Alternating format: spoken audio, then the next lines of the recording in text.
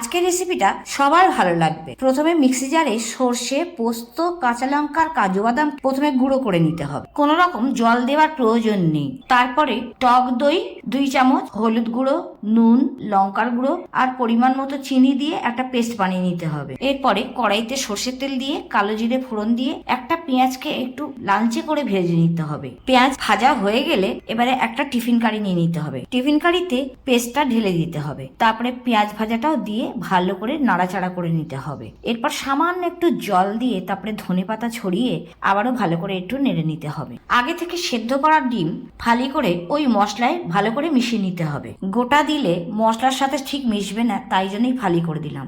কাঁচা লঙ্কা চেরা দিয়ে উপর থেকে একটু সর্ষের তেল ছড়িয়ে ঢাকনা চেপে দিলাম।